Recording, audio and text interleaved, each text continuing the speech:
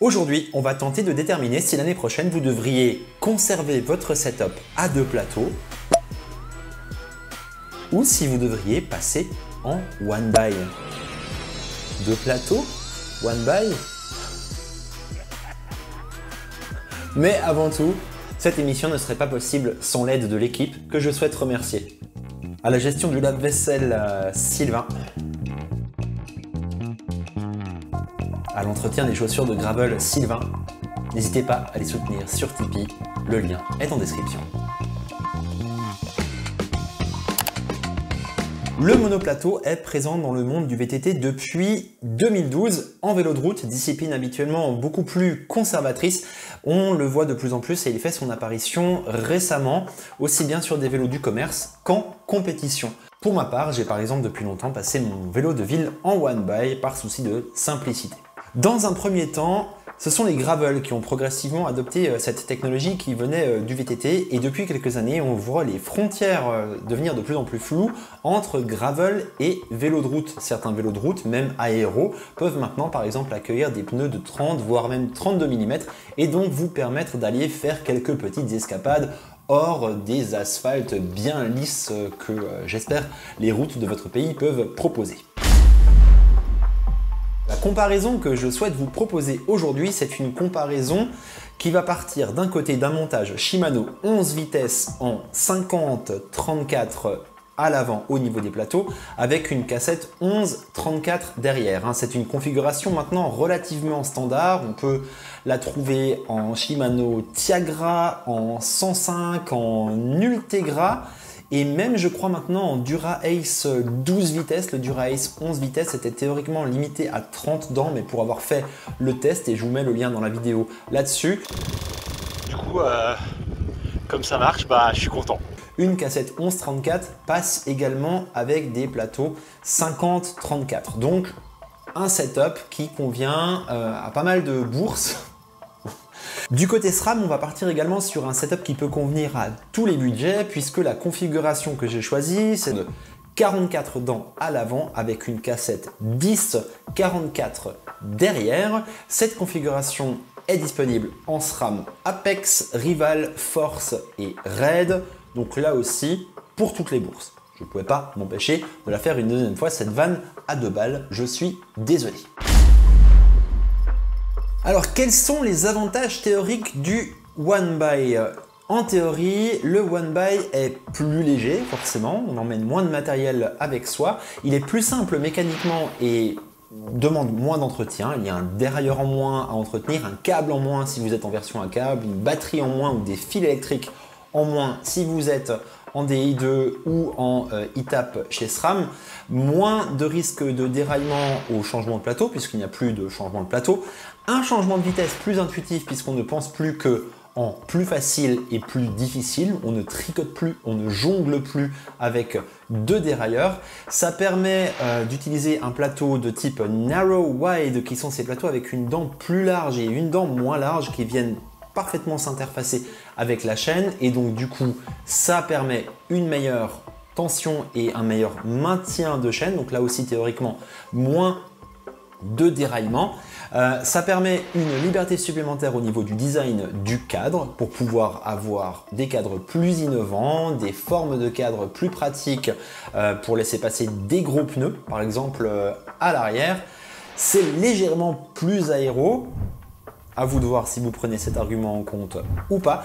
Et enfin, ça ouvre la porte à des vitesses encore plus faciles puisque les limites théoriques de Shimano sont quand même en général vers 34 dents au maximum à l'arrière avec des plateaux de route ou de gravel en 2 by et je crois que c'est 40 sur le GRX One By. Dites-moi en commentaire si je me trompe. Mais en tout cas, chez SRAM, on peut faire un mullet setup, donc un plateau de VTT ou un plateau de route à l'avant et une cassette encore plus grande que 11-40, donc une vraie cassette de VTT qui peut aller, je pense, jusqu'à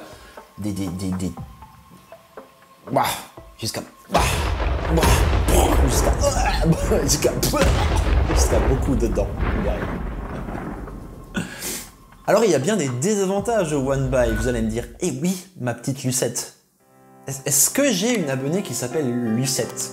Lucette, Si tu vois cette vidéo, commente, fais-nous savoir que tu es là. Ça me ferait super plaisir d'avoir quelqu'un qui s'appelle Lucette dans mes abonnés.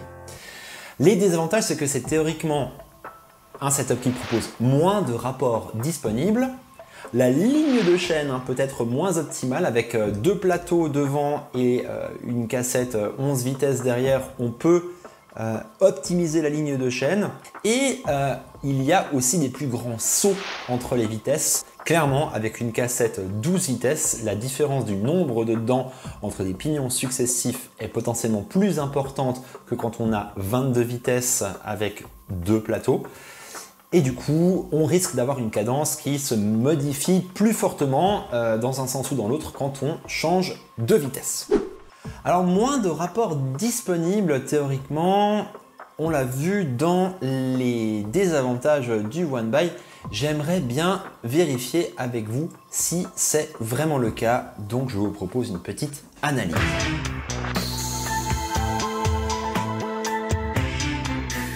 Je commence par vous montrer les rapports Shimano sur une configuration de plateau 11 vitesses. On voit assez vite quand même à gauche là, donc la démultiplication qui est le nombre de tours de roue par nombre de tours de pédalier.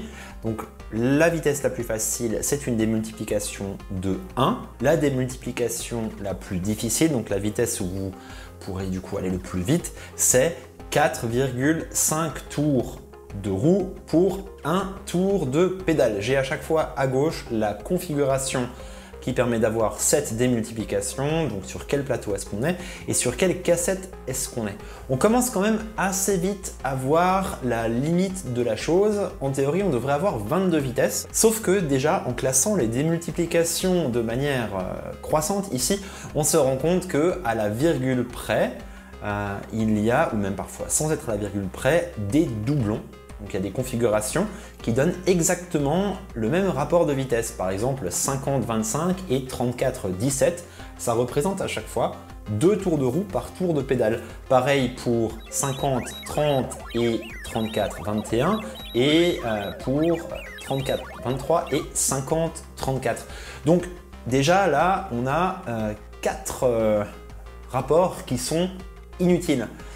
Et en plus, on ne devrait pas utiliser le plateau sur les 3 pignons les plus extrêmes opposés. Donc si on est sur le grand plateau, on ne devrait pas utiliser les 3 plus grands pignons.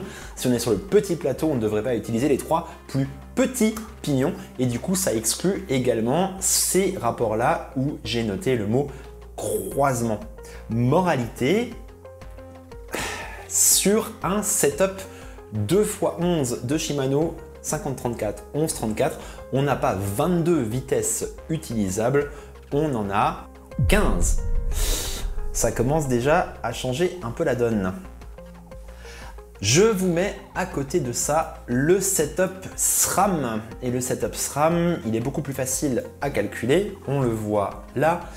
Donc avec 44 dents à l'avant et 12 vitesses à l'arrière, mon rapport le plus facile est le même, un 44-44 comme un 34-34, donc un tour de pédale pour un tour de roue.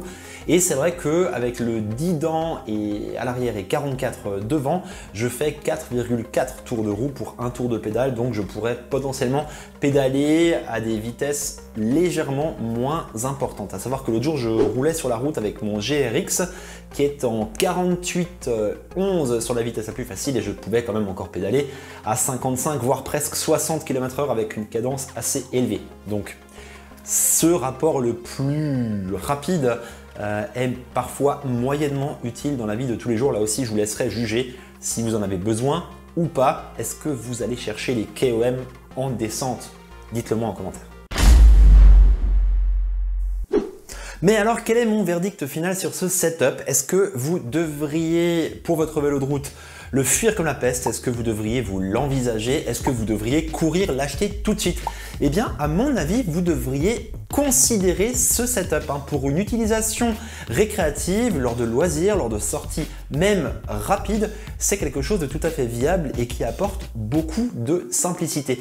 La seule limite pourrait être en configuration de course, même si dans notre exemple, les rapports et les extrêmes sont tout à fait comparables. Il est clair que si vous vous déplacez en peloton, le saut et donc la différence de cadence entre deux pignons successifs pourrait rendre difficile le fait de trouver votre cadence idéale dans une configuration où vous devez vous adapter à un groupe qui avance plus ou moins vite. D'un autre côté, un montage en one by en course pour vous adapter à différentes situations vous demandera peut-être de gérer un budget plus élevé. En effet, il vous faudra probablement choisir entre un setup one by de montagne ou un setup one by de plaine. Je m'explique. En montagne, vous pourriez peut-être monter un plateau plus petit ou une cassette avec un grand pignon encore plus grand, vous aurez de la facilité, vous aurez une bonne cadence, mais ce setup là du coup ne vous permettra pas de pédaler dans des situations très rapides à 55, 60, 65 ou 70 km/h en descente. Et du coup, du point de vue étape de plaine, clairement vous pourriez monter un plateau de 46, de 48, de 50, vous compteriez sur un 50-10 qui est une vitesse du coup encore plus élevée que le 50-11, mais là, si vous avez des longues montées, ça sera difficile et vous n'aurez pas de vitesse aussi molle sans faire de compromis en termes de gap entre les différents pignons. Et mon verdict, c'est que vous devriez le considérer parce qu'on est loin de faire toutes et tous de la compétition. Voilà, j'espère que cette vidéo vous aura plu, que vous aurez appris quelque chose. Si c'est le cas, n'hésitez pas à vous abonner, à mettre un petit pouce. C'est la meilleure manière gratuite de soutenir la chaîne. Et en attendant, je vous retrouve dans quelques jours pour une prochaine vidéo. Je vous dis ciao. Ouh, je suis en train d'arracher les câbles. Oh, le mec a son setup.